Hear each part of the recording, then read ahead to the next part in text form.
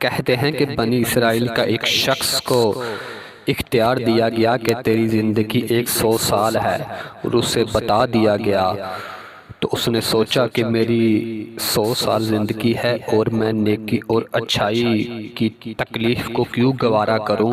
اللہ کی رحمت کے دروازے کھلے ہیں، 90 سال بھر کے بھرپور گناہ کی زندگی بسر کرتا ہوں، اور آخری 10 سال کے میں توبہ کر لوں گا اور نیک بن جاؤں گا اور پچھلے گناہوں کی تلافی کر لوں گا، جبکہ مجھے پتا ہے میری زندگی 100 سال ہے۔ تو 90 سال اس نے بھرپور گناہ کیے زندگی میں۔ جب 10 سال اس کی زندگی کے باقی رہ گئے تو اس نے سوچا کہ اب مجھے توبہ کرنی چاہیے۔ تو پھر اس کو خیال آیا کہ اتنی بھی جلدی کاہے کی ہے، ابھی تو 9 سال میں اور گناہ کر لیتا ہوں اور آخری 1 سال نیک بن جاؤں گا اور توبہ کر لوں گا۔ 9 سال گزر گئے، پھر 1 سال باقی رہ گیا۔ اس نے سوچا کہ کون سا ابھی توبہ کا دروازہ بند ہو گیا ہے، میں 11 ماہ گناہ کر لیتا ہوں تو 1 ماہ قبل میں توبہ کر لوں گا۔ تو وہ 11 ماہ بھی گزر گئے، تو پھر خیال آیا اور سوچا کہ میں 29 دن گناہ کر لیتا ہوں، آخری 1 دن توبہ کر لوں گا۔ گناہوں کی لت پڑ گئی تھی، دل سیاہ ہو گیا تھا، تو توبہ کی طرف رجحان ہی پیدا نہیں ہو رہا تھا۔ تو پھر 1 دن باقی رہ گیا، تو پھر کہنے لگا ابھی یہ کر لیتا ہوں، یہ کر لیتا ہوں، حتیٰ کہ اچانک موت نے اس کو آ کر کے دبوچ لیا اور توبہ کی توفیق نہ ملی۔ تو جس کو یہ پتا ہے کہ میری زندگی 100 سال ہے تو توبہ کو مؤخر کرنے سے دل کی سیاہی اس قدر بڑھ جاتی ہے کہ اس کو توبہ تک آنے نہیں دیتی۔ تو جس کو یہ بھی نہیں پتا کہ اس کا اٹھنے والا اگلا قدم کہاں ہے تو وہ کس کی وجہ سے اپنی توبہ کو مؤخر کرے۔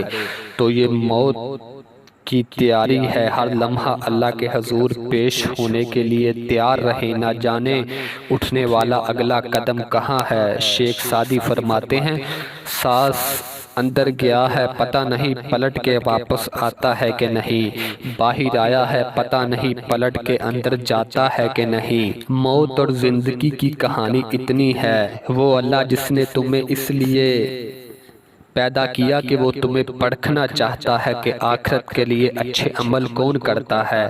اور آپ دیکھیں کہ ہم کس جگہ پہ کھڑے ہیں۔ آج ہمارے پاس وقت ہے، کل نہیں ہوگا۔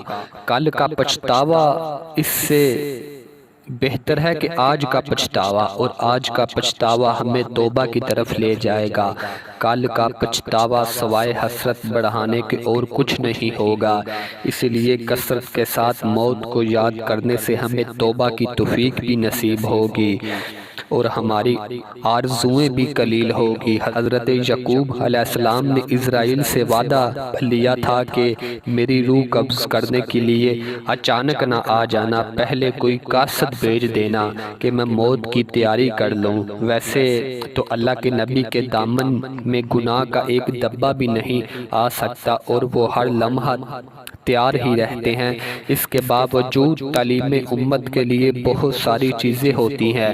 میرے اور آپ کے آقا اور مولا نے اللہ کی بارگاہ میں دعا کی، اے اللہ اچانک موت سے میں تیری پناہ مانگتا ہوں۔ اچانک موت آتی ہے، انسان کو تلافی کا موقع ہی نہیں ملتا۔ اچانک اموات سے پناہ مانگی گئی تو حضرت اسرائیل سے عہد لے لیا حضرت یعقوب علیہ السلام نے کہ میری روح قبض کرنے کے لیے اچانک نہ آنا، پہلے کوئی قاصد بھیج دینا۔ اللہ کے نبی تھے، ان سے وعدہ کر لیا تو اسرائیل ایک عرصے کے بعد حاضر ہوئے۔ تو کہا روح قبض کرنے کے لیے آیا ہوں۔ تو کہا تم نے تو وعدہ کیا تھا کہ اچانک نہیں آؤں گا، پہلے کوئی قاصد بھیجوں گا۔ تو کہا حضرت میں نے تو قاصد بھیجے تھے۔ فرمایا میرے پاس تو ایک بھی نہیں آیا۔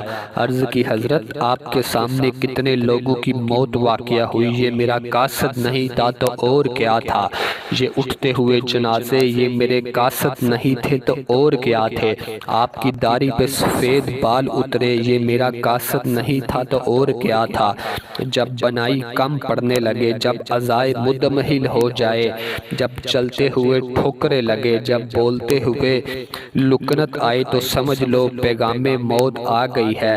ڈوبتا ہوا سورج ہمیں موت کا پیغام دے کے جا رہا ہے۔ دیکھو کیسا باغپن تھا، کیسی دوپہر تھی، کیسی کرنیں تھی، حدت تھی، شدت تھی اور گرمی تھی، لیکن آج گرد غروب سے زرد ہوا جا رہا ہے۔ اتنی بڑی کائنات، اتنا بڑا منبع نور کا جو آسمان کے اوپر جگمگا رہا ہے اور گرد غروب سے وہ بھی زرد ہوا جا رہا ہے، یہ پھیلے ہوئے قبرستان ہمیں بتا رہے ہیں۔ حضرت سیدنا غوث اعظم رضی اللہ تعالیٰ عنہ فرماتے ہیں کہ جاؤ قبرستان میں دیکھو جا کے کیسے کیسے حسینوں کی مٹی خراب ہو رہی ہے، جو بدن پر چٹکی بھی نہیں پڑنے دیتے تھے مٹی کی، آج ان کے کفن بھی تار تار ہو رہے ہیں۔ ہر لمحہ موت کی تیاری کرنی چاہیے۔ موت کو کثرت سے یاد کرنے سے ہمیں توبہ کی توفیق نصیب ہوگی۔